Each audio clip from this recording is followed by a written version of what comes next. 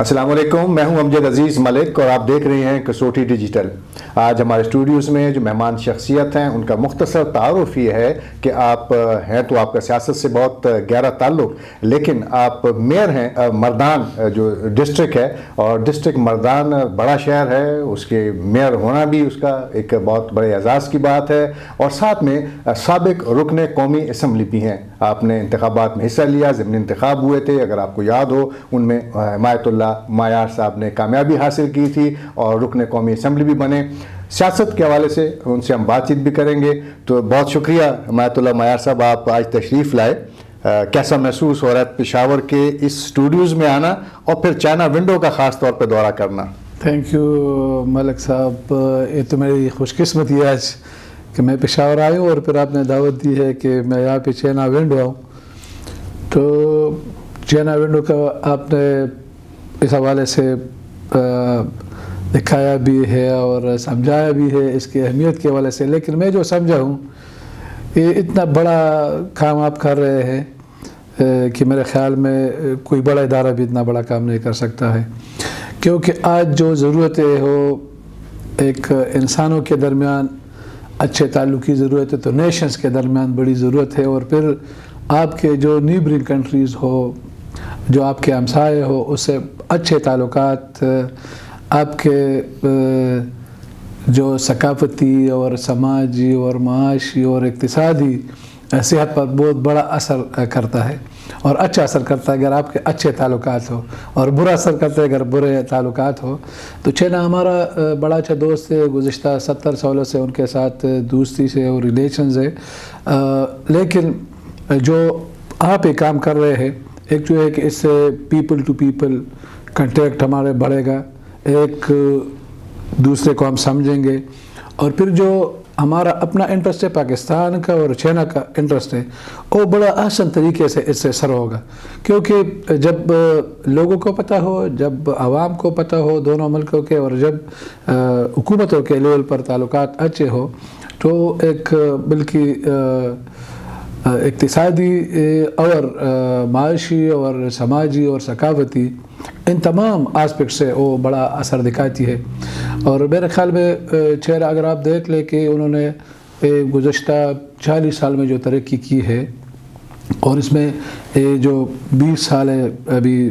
نزدیک والے، یہ سب سے بڑے ترقی کے ان کے زیادہ، اور پھر اور بھی 10 سال لے لیں۔ اچھا، آپ نے جو ترقی کی بات کی نا، تو مجھے آپ کی وہ فیس بک کی پوسٹیں یاد آنا شروع ہو گئی ہیں، جو ابھی آپ غیر ملکی دوروں پہ تھے، اور آپ نے وہ ایسی پوسٹیں کی کہ ایسا لگ رہا تھا کہ بڑے مایوس آپ پاکستان سے نظر آئے۔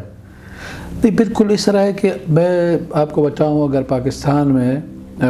میں یہاں پہ سویلین رول ہوتا اور ان کو موقع ملتا،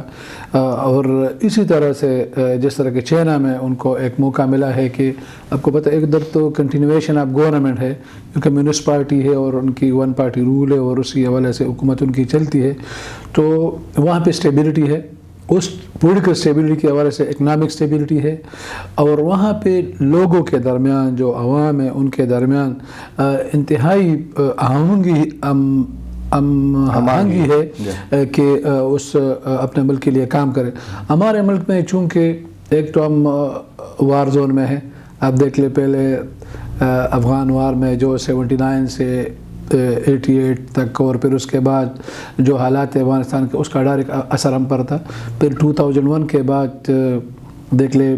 2021 تک جو حالات تھے، اور ابھی بھی وہی حالات، اس کے اثرات یہاں پہ ہے، تو اس کی وجہ سے ہمارے معیشت پر اور عام زندگی پر بھی بہت برے اثرات ہیں، اور اسی وجہ پھر یہاں پہ سویلین رول نہیں رہا کنٹینیوٹی سے، تو اسی وجہ سے ہمارے بڑے مسائل ہیں۔ پھر رول آف لا کا مسئلہ ہے، تو اگر آپ کسی ملک میں جاتے ہیں تو آپ اس میں یہی آپ کا تاثر ہے کہ یہاں پہ رول آف لا کس طرح ہے، یہاں پہ گورنمنٹ کس ٹائپ کی ہے، اور یہاں پہ امن و امان کا کس طرح کا مسئلہ ہے۔ اگر کسی ملک میں امن و امان کا مسئلہ ٹھیک ہو، کسی ملک کے رول آف لا ہو، ایک ٹائپ کی گورنمنٹ ہو کہ وہاں پہ اسٹیبلٹی لاتی ہو، تو آپ پسند کرتے ہیں کہ اس ملک میں جائے، آپ گھومیں، اس ملک کو دیکھیں، اور آپ کو پھر پتہ چلتا ہے کہ انہی خصوصیات کی وجہ سے وہاں پہ ترقی آئی ہے، وہاں پہ خوشحالی آئی ہے، اور وہاں پہ عوام پرامن ہے، اور لوگ اپنے لیے بھی اور حکومت کے لیے بھی اور اس ملک کے لیے بھی کام کر رہے ہیں، لیکن یہاں پاکستان میں اس کا الٹا چلا ہے. تو اس لیے مایوسی ہوتی ہے کہ دیکھیں ہمارے اتنا اچھا جغرافیہ ہے، اگر آپ دیکھ لیں اس حوالے سے، اگر یہ جغرافیہ ہمارا بطور دشمن استعمال نہ ہوتا، اگر فرینڈلی استعمال ہو جائے تو دیکھیں چائنا کی آبادی سب سے بڑی آبادی ہم اس کے نیبرنگ ہے، ہندوستان کی آبادی آج سب سے بڑی آبادی ہے دنیا کی اس کے ہم ہمسایہ ملک میں. پھر ہمارے سینے پر جو روڈیں گزرتی ہے سینٹرل ایشیا اور پھر مشرقی یورپ اور پھر سینٹرل یورپ تک، اگر آپ اس کو دیکھیں، پھر ہمارے پاس سمندر ہے بہت بڑا اور ڈیپ سی ہے، جس طرح گوادر ہے اور گوادر کے ارد گرد. اس کے علاوہ ہمارے پاس آپ دیکھیں کتنے ہمارے پاس ریسورسز ہے پاکستان میں، بہت اچھی زمین. اچھا، جب آپ اپنی اسمبلی جب منتخب ہوئے تو اس وقت ہی پھر آپ باتیں کیا کرتے تھے اسمبلی میں؟ بالکل، میں آپ کو بتاؤں گی جو ہمارا سی پیک کا جو مسئلہ تھا یہ اس وقت چلا تھا، بالکل 2012 کے اینڈ میں جب ہمارا صدر زرداری تھا، انہوں نے دورہ کیا تھا اور اس میں یہ باتیں ہوئی تھی کہ اس طرح سے ایگریمنٹ کر لیتے سی پیک کے حوالے سے، اس کے حوالے سے. ہم یہی سمجھتے تھے کہ اگر ہمارے یہ روڈ لنکس جو چائنا کے ساتھ ہے یہ بڑے بن جائے، یہ ہمارے جو پاکستان اور پھر افغانستان اور سینٹرل ایشیا اسٹیٹس کی طرف چترال وغیرہ اور گلگت بلتستان سے تو میرے خیال میں یہ سب سے فائدہ ہمیں دے سکتے ہیں. تو اس طرح باتیں ہوتی تھی. بالکل. تو آج کل آپ میئر ہیں مردان کے، پہلے آپ ڈسٹرکٹ ناظم اعلیٰ رہے، اس کے بعد پھر رکن قومی اسمبلی رہے، پھر اس کے بعد دوبارہ آپ میئر منتخب ہو گئے. اس کے دو باتیں میں کرنا چاہوں گا. ایک تو لوگوں کا اعتماد آپ پر زبردست تھا، دوسرا یہ کہ آپ نے وعدے بھی کیے تھے ترقیاتی کاموں کے، وہ کچھ نہیں رہا مردان میں. مردان تو اور پسماندہ ہوتا چلا جا رہا ہے، یہ کیا وجہ ہے؟ ایک تو ہے کہ آپ دیکھ لیں مردان میں جب ترقیاتی کام شروع ہوئے تھے تو اس وقت بھی میں ڈسٹرکٹ ناظم تھا 2005 میں، اور پھر 2008 میں ANP کی حکومت آ گئی. تو امیر حیدر خان ہوتی مردان سے تعلق رکھتے تھے، انہوں نے تمام صوبے کے لیے کام کیے، چترال سے لے کر ڈی خان تھا. آپ دیکھ لیں یونیورسٹیاں، کالجز، اسکول، ہاسپٹل، اریگیشن میں، واٹر سپلائی میں بہت سارے اسکیم انہوں نے بڑا اچھا انفراسٹرکچر دیا اس صوبے کو. اس کے علاوہ مردان میں بھی انہوں نے بہت بڑا کام کیا. مردان میں آپ دیکھ لیں کوئی یونیورسٹی نہیں تھی، تو وہاں پہ اب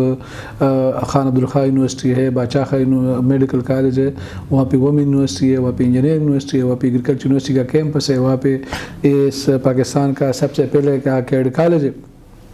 وہاں پہ ہاسپٹل میں بہت کام ہوا، بہت بڑے بڑے بلڈنگ بنے. جو چلڈرن ہاسپٹل ہے مردان کا، وہ پاکستان کا سب سے بڑا ہاسپٹل بننے والا تھا جدیدیت کے حوالے سے، اور زبردست state of the art building بنے. لیکن گزشتہ 9 سالوں میں وہ کوئی بھی منصوبہ کمپلیٹ نہیں ہوا ہے جب سے PTI کی حکومت ہے یہ 2013 میں. تو آپ دیکھ لیں 2021 تک 2022 تک اس میں اس کو جو فنڈز تھا وہ نہیں دیا گیا اس منصوبوں کو، کہ جو فائنل سٹیج میں تھے وہ سارے منصوبے تو اس طرح کے رہ گئے. تو اس سے بڑا مسئلہ پیدا ہو گیا ہے. اور اس کے علاوہ اب بھی جو نگران حکومت آئی ہے تقریباً 1 سال سے، انہوں نے بھی کوئی پیسہ اس میں انویسٹ نہیں کیا ہے. اب بھی ہمارے DHQ ہاسپٹل، ہمارا مردان میڈیکل کمپلیکس، ہمارا چلڈرن ہاسپٹل، ہمارے عبدالخواہ یونیورسٹی کے 2 فیزز، ابھی انجینئرنگ یونیورسٹی کی، ایگریکلچر یونیورسٹی کی، وومن یونیورسٹی کی، اور کیڈ کالج کے بلڈنگ ابھی ادھورے رہ گئے. اس طرح ہمارے جو رنگ روڈ تھا وہ بھی ایک روڈ تو بن گیا ہے، لیکن اس کے ساتھ دوسرا روڈ بھی ڈوئل کیریج ہوئے تھا. تو یہ صرف بعض باتیں ہی ہیں کہ اختیارات نچلی سطح پر منتقل کیے جائیں گے تاکہ لوگوں کے مسائل حل ہوں، یہ ساری باتیں ہی ہیں؟ بالکل. ابھی میں آپ کو بتاؤں جتنا پروپیگنڈا PTI نے کیا تھا کہ اب ہم نے نظام چینج کیا ہے اور 2019 میں ایک ایکٹ لایا ہے اور ڈائریکٹ الیکشن ہوئے ہیں، میئرس کے لوگوں سے ہم نے ووٹ لیے ہیں. اور میں آپ کو بتاؤں کہ جب انتخابات ہو گئے تو 2022 میں انہوں نے اس نظام کو دوبارہ چینج کیا، اختیارات واپس لیے گئے، اور جو فنڈز ہمیں ملتے تھے اس کا بھی راستہ روکا گیا، جو کہ لوکل گورنمنٹ ایکٹ کا section 30 sub section 2 class B ہے، اس میں چینج آیا کہ کوئی گرانٹ صوبائی حکومت نہیں دے سکے گی. تو اگر ہمیں تو گرانٹس ملتے ہیں تو گرانٹ سے حکومتیں چلتی ہیں، کیونکہ آپ دیکھ لیں صوبہ بھی اگر NFC ایوارڈ نہ ہو تو صوبہ کس طرح چلے گا؟ پھر اگر پروونشل فائنانس کمیشن ایوارڈ نہ ہو تو پھر لوکل گورنمنٹ کس طرح چلیں گے؟ یہ تو ایک میکینزم ہے کہ جو وسائل آ جاتے ہیں ٹیکسز کے حوالے سے اور دوسرے مداد سے، تو وہ فیڈرل میں NFC وارڈ کے ذریعے صوبوں اور فیڈرل کے درمیان تقسیم ہو جاتا ہے، اور پھر صوبوں میں جو وسائل ہے اور صوبے اور مقامی حکومتوں کے درمیان پروونشل فائنانس کمیشن ایوارڈ کے ذریعے اس کا تقسیم ہو جاتا ہے۔ لیکن یہاں انہوں نے پیسے تو مختص کیے، تقسیم تو ہو گئے، لیکن جو پیسے تھے وہ ڈھیٹ کیا، اس لیے کہ انہوں نے قانون میں وہاں پہ اس طرح کا ترمیم کیا تھا کہ کوئی فنڈ نیچے ابھی نہیں دے سکتے ہیں۔ اچھا یہ بتائیے، اب اگر ہم سیاسی بات کریں، الیکشن ہوں گے؟ آپ دیکھ لیں، اگر پاکستان کا آئین آپ دیکھ لیں تو جب جو آرٹیکل 224 ہے اس میں پارٹ 1 میں یہی لکھا ہے کہ جب اسمبلی ٹائم پوری کرتے تو 60 ڈیز کے اندر آپ نے الیکشن کرانے، لیکن اگر ٹائم سے پہلے اسمبلی ڈیزالو ہو تو پھر آپ نے 90 ڈیز کے دوران کرنے، اس کا پارٹ 2 کہتا ہے۔ لیکن آپ دیکھ لیں، اگر آئین کہتے چلتے تو 7 نومبر تک یہ الیکشن ہونے چاہیے تھے۔ اچھا آئین کو تو رہنے دینا، آپ کا کیا خیال ہے، الیکشن ہوں گے؟ دیکھ میں تو آئین کی بات اس لیے کرتا ہوں کہ ہم ایک آئین کے ذریعے سے چلتے ہیں، اور آئین اس طرح ایک چیز ہوتی ہے کہ وہ supreme law of the land ہوتا ہے اور تمام ادارے اس سے ہونے چاہیے الیکشن۔ آپ کا موقع بھی ہے کہ الیکشن ہونے چاہیے جو تاریخ۔ میں یہی کہتا ہوں کہ الیکشن ابھی اگر 8 فروری کو نہیں ہوئے تو میرے خیال میں یہ پاکستان کے لیے اور پاکستان کے عوام کے لیے بہت بڑی بدقسمتی ہوگی، کیونکہ اگر ہم چاہتے ہیں کہ پاکستان ترقی کرے، پاکستان آگے بڑھے، تو اس کے لیے سویلین رول اور رول آف لا بہت بڑا ضروری ہے کہ یہاں پہ سویلین رول ہو، یہاں پہ رول آف لا ہو، اور اسی کے ذریعے تمام ادارے اپنے کنسٹیٹیوشن جو ان کے دائرے ہے اس کے اندر کام کرے، جو پارلیمنٹ کا کام ہے۔ پھر کیا ہوا تھا 2018 کے جب الیکشن ہوئے تھے؟ آپ اب اتنی لمبی فہرست آپ نے بتائی، جو کام ترقیاتی منصوبے حیدر خان ہوتی کی حکومت میں ہوئے، اس کے باوجود آپ لوگ ہار گئے تھے مردان میں۔ اس طرح ہے کہ جب اسفندیار خان پر حملہ ہوا تو اپنے گھر پر تھے، سب سے پہلے ہم پہنچے تھے۔ میرے خیال میں جو اس کا حوصلہ تھا وہ دیدی تھا، زبردست حوصلہ تھا اس کا۔ اس نے کہا کہ بالکل یہاں پہ دہشت گردی کے خلاف ہم لڑیں گے، اور آخر وقت تک پھر وہ لڑے۔ آپ دیکھ لیں ہمارے 1300 سے زیادہ بندے شہید ہو گئے، لیڈرز ہمارے شہید ہو گئے، ورکرز ہمارے شہید ہو گئے۔ لیکن اب بھی جو پرسوں ایمل ولی خان کا انٹرویو ہے YouTube پر آپ نے دیکھا ہوگا کہ اس میں کہا ہے کہ دہشت گردی کے خلاف بالکل زبردست آپریشن ہونا چاہیے، دہشت گردی کو ختم کرنا چاہیے، ہم دہشت گردی کے ساتھ کسی طرح بھی کمپرومائز نہیں کریں گے۔ تو ہمارا تو یہی جو اگر اسفندیار ولی خان اس وقت ہمارے پارٹی لیڈرز نے فیصلہ کیا، جو پارٹی لیڈر وہاں پہ جمع ہو گئے، اسفندیار خان بالکل اسلام آباد کی طرف نہیں جا رہے تھے۔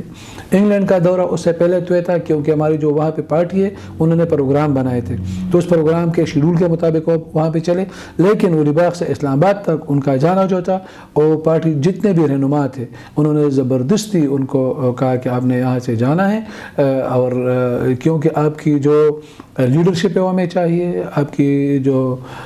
زندگی وہ ہمیں چاہیے کہ آپ پارٹی کی رہنمائی کر سکیں۔ لیکن ابھی آپ کو لیول پلینگ فیلڈ ملے گی؟ میں آپ کو بتاؤں، ہم جمہوری لوگ ہیں،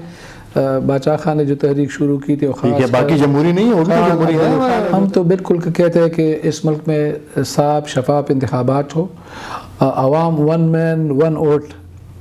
جو 1 پرسن 1 ووٹ اس کے ذریعے انتخابات ہو، اور وہ بھی آزادانہ ہو کہ ہر کوئی کسی کو موقع ملے۔ اب دیکھیں ہمیں تو ایسے بھی موقع نہیں مل رہا ہے، اب دیکھ لیں ہم نیشنل میڈیا پر ہم نہیں آ رہے ہیں، ہمیں ٹائم اتنا نہیں ہو رہا دیا جا رہا ہے، ورنہ تمام پارٹیوں کو ٹائم دینا چاہیے۔ اس طرح ہمیں یہاں پہ دیکھ لیں، ہم اگر قبائلی علاقوں میں جاتے ہیں تو کہتے ہیں کہ دہشت گردی اب نہ جائیں وہاں پہ، ہم پہ پابندی لگ جاتی ہے، اور پہلے تو ہمیں پنجاب پر بھی پابندی تھی۔ تو میاں صاحب ایسی اگر صورتحال رہی تو کیا آپ سمجھتے ہیں کہ عوامی نیشنل پارٹی جیسے پہلے 7 8 10 سیٹیں ہوا کرتی تھی تو اب آپ اپنی وہ سیٹیں بچا سکیں گے؟ دیکھیں پہلے تو ہم نے یہاں پہ جو ہماری سیٹیں تھی 2008 میں ہم نے 34 سیٹیں لی تھی، اور اس کے ساتھ جو ریزرو سیٹ تھے تو تقریباً 51 سیٹیں ہماری بنتی تھی اس وقت۔ ابھی بھی ہم سیٹیں لے سکتے ہیں، اور اگر ہمیں موقع دیا جائے اور صاف شفاف انتخابات ہو اور لیول پلینگ فیلڈ ملے تو ہر کوئی بھی، اگر ہم 10 سیٹ بھی لے لیں تو ہمیں خوشی ہوگی، اگر ہم 50 بھی لے لیں خوشی ہوگی، لیکن لیول پلینگ فیلڈ ہو۔ لیکن اس کو تو جب پی ٹی آئی کی بات کرتے ہیں تو آپ دیکھیں ان کے تو بڑے جلسے کامیاب ہونا شروع ہو گئے ہیں، عمران خان تو اب چیئرمین بھی نہیں رہے۔ نہیں آپ دیکھ لیں وہ جلسے، آپ دیکھیں گے کہ جو پشاور میں جلسہ ہوتا ہے وہی جلسہ پھر مردان میں، جس طرح کے پہلے ایک پارٹی کے بارے میں مشہور تھا کہ اپنے ساتھ جلسے لے جاتے ہیں، تو وہی لوگ جو پشاور میں جو انہی لوگوں کو لے جا کے مردان میں جمع کرتے ہیں، مردان سے پھر वही धीर में भी जमा होते हैं। तो यही इस तरह के जलसे उनके। चलिए, आपने ज़बरदस्त बातें की। जो उम्मीद ये रखनी चाहिए कि जो आइन कहता है उसके मुताबिक अगर पाकिस्तान चले तो कोई मुश्किल नहीं होगी। आने वाले दिनों में यकीनी तौर पे इलेक्शन भी होंगे, और अगर हर पार्टी को मुनासिब मौका, बराबर की सतह का मौका दिया जाए तो यकीनी तौर पे वो आगे बढ़ सकते हैं। कम से कम जलसे करें, जुलूस करें, और फिर फैसला जो है वो आवाम पे छोड़ दिया जाए। हिमायतुल्लाह माया साहब, आपका बहुत शुक्रिया। बहुत सी सवालात अभी रह गए, लेकिन गुफ्तगू का ये सिलसिला हम चाहेंगे कि मुस्तकबिल में भी मलिक साहब, जाएगा। आपका बहुत शुक्रिया। और चाइना विंडो से बड़े तवक्कुआत थे, और मुझे यकीन है कि बढ़ता जाएगा और तरक्की करता जाएगा। और इस चाइना विंडो के ज़रिए पाकिस्तान और चाइना के अवाम के दरमियान भी ताल्लुकात बढ़ेंगे, और हुकूमतों के दरमियान भी ताल्लुकात बढ़ेंगे। और एक